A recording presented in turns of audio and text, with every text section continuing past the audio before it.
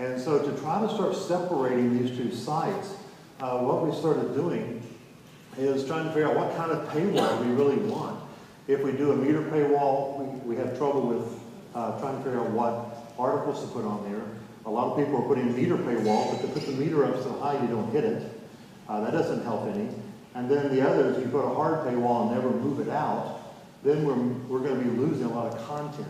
So what we ended up coming up with was an embargo paywall, where what we do is that we release content to the Oklahoman, and then as the journalists are in their meeting deciding how they're going to push out the content for the night, they decide at that time, is this content an enterprise piece? Is it something that the radio stations and TVs will cannibalize early in the morning?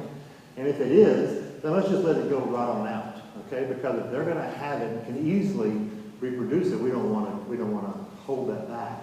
But a lot of content we will release at 9 o'clock in the morning, 10 o'clock, 11, 3, and sometimes we hold some content as much as 3 weeks because the content is something that we own, no one else can get to it, they can't reproduce it, and so what it does, it gives us a little bit of protection, and we hold that back so that it just continues to drive value to our subscribers.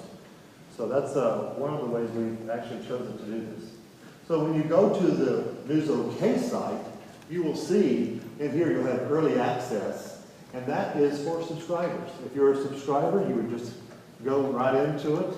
If you can sign in right here with your subscriber, you can get in free, or we obviously give you an opportunity, if you're not a subscriber, to go ahead and subscribe and get a digital subscription at that time. It unlocks it, and you get right into it.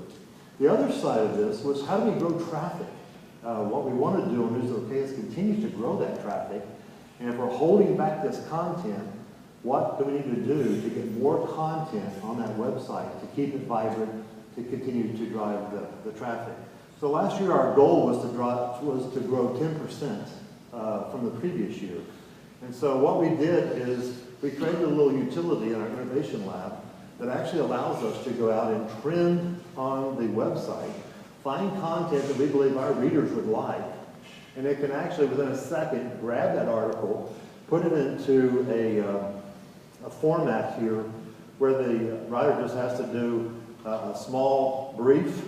It does all the attribution automatically. They hit it and it goes right to our site, okay?